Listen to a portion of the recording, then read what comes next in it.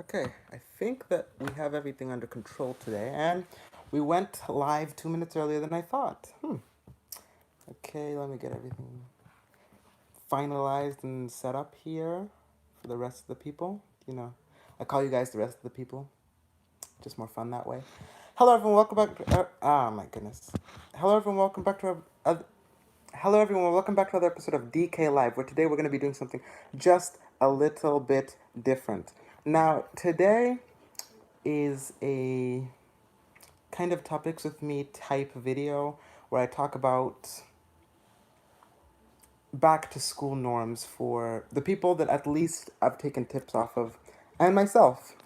With me, back to school is usually something I don't take very heavily. It's just like, oh, okay, I know that I'm gonna go back to school. Okay, I just already have my pencils. I already have this and that. It's just that we have that type of stock in the house. So generally, it's not a big issue to gather school supplies for that reason alone. But for going back to school and getting into walking around the halls, especially because this year there was twice as many kids coming in than there were last year. And then last year was twice as much as my year coming in, but the hallways were crowded. And the one thing that you really can't plan for is, I mean, you can kind of plan for classes. You can get a gist of what classes you have, and you can kind of, adapt to them as they come. But usually, you don't have a choice with that, and you're used to it by the time you get to be my age. The thing that you can't plan for is how many kids are going to be in the school. Now, with me, the kids come in like you would not believe for the first few months. Then the hallways are very crowded. People don't know where they're going. It's definitely chaos. Okay, at one point, a good majority of them, the people that came in or the seniors that are leaving, at one point they leave or transfer during the year. So we lose about 200 kids every year, which means we should even out to what we had last year at the end. So it's going to be a lot, but it's not going to be too much. Generally, I'm just basically saying this from my school, from my experience. Every school that I've been to, there've been more kids than people have planned. It's gotten to the point where in the lunchroom we've actually gone past our max capacity. It's dangerous at this point, but we can't do anything about it, and it does make for better systems because I don't think anyone watches from my school at least live. Basically, recently, I have free reduced lunch, and pretty much everyone does. But I go to lunch, I get my lunch, and I like to eat in the classroom because, yes, I am the teacher's pet.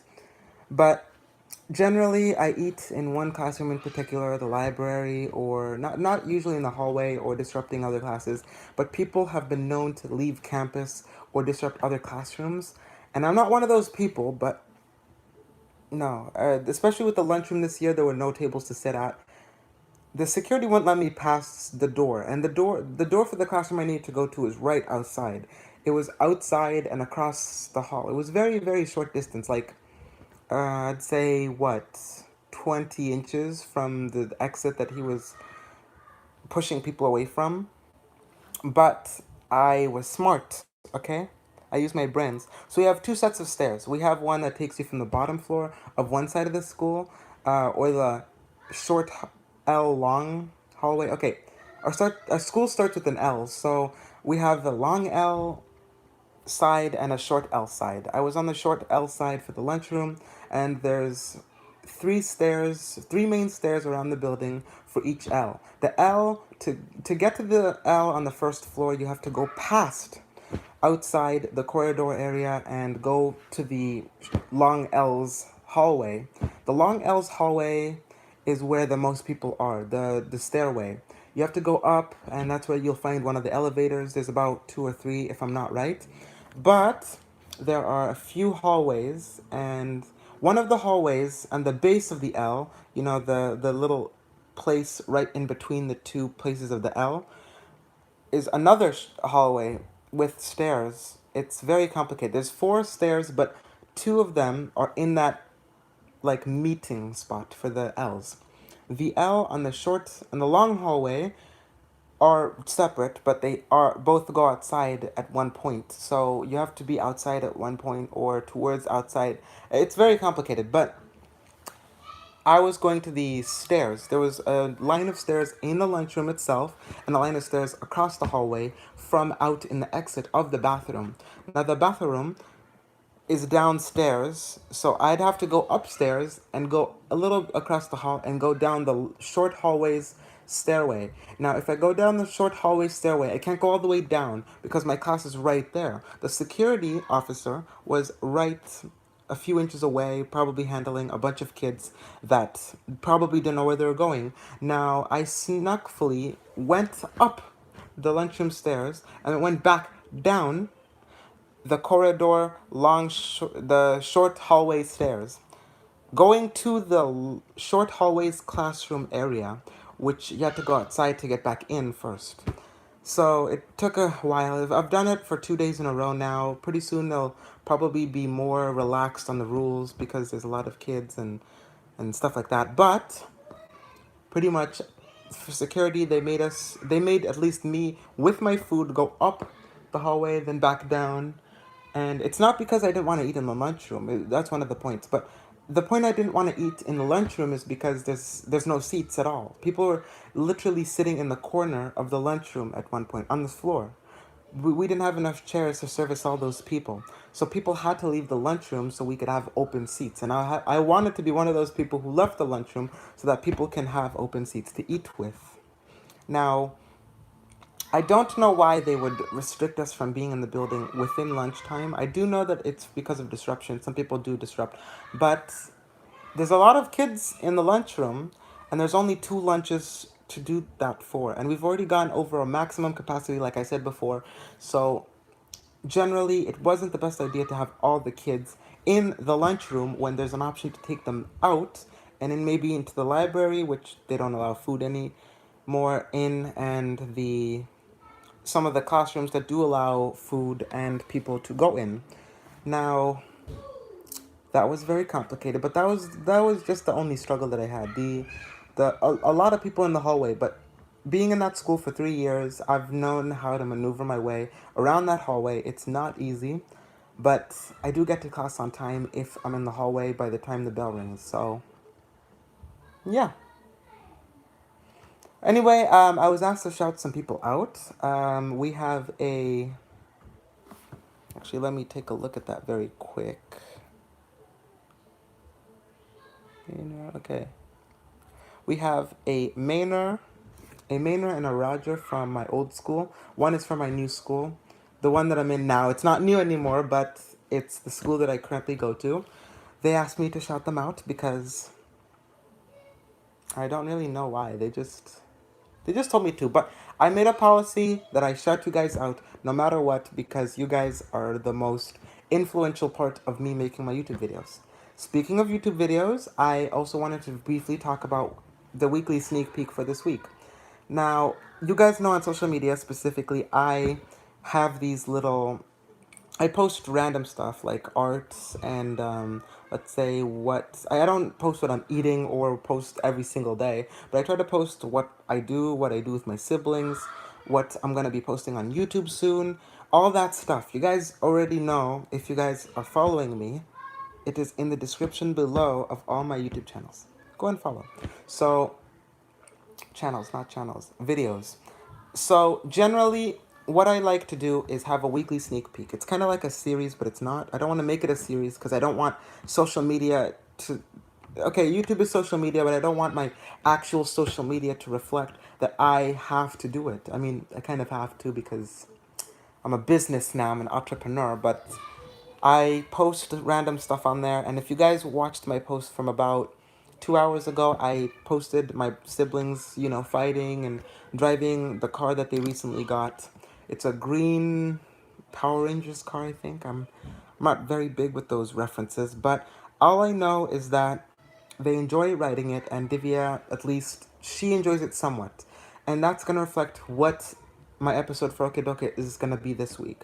Now, it's not a big deal to kind of hint off what my episode's going to be, but I like to make it kind of like a little mystery because my episodes usually come out Tuesday and Thursday, and whatever I'm weekly sneak peeking, it's usually around Sunday to Tuesday, and that's really early in the week to post like something that's gonna happen later in the week. Not completely, just like little clips of what's happening.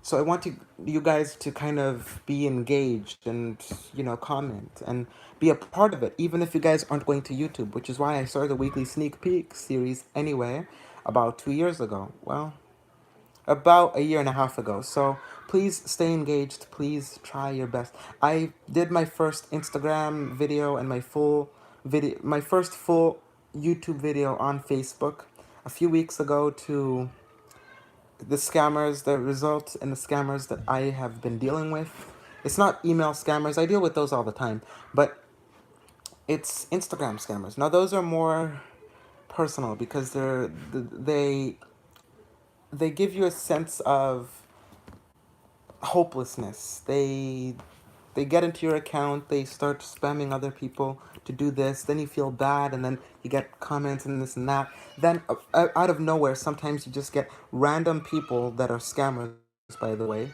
Watch my video, it's on every type of social media. There's no excuse to not watch it. I posted it the full video everywhere. You guys should watch it. It's only 6 minutes of your life, but generally that video is to kind of spread awareness to all types of scammers. Phone, text, uh, what's not WhatsApp. WhatsApp is not that big, but Messenger. We have Facebook, which is separate, then Instagram, and then the infamous email scams that's been going around. Now, all of those, I try to make an effort to try to avoid them, and I have made two. Okay Doke has made two episodes where he called, and I made a episode where I called some scammers and wasted their time because they're trying to scam you, even if they're not directly scamming you or scamming you from another country. They could still scam you from where you live in what area. So just be careful. That's all I can tell you. I really can't help you personally. If you guys have any questions about scams and how to avoid them and how I've at least dealt with them, just DM me. You guys can comment anything. I have notifications to comment on YouTube. I have notifications to every type of social media. I just have it everywhere. So please, just don't be afraid. Ask. I know at one point I didn't know what to do either, but I've developed a system, especially for email. Especially for email, I've developed the best and most trusted system to prevent scamming.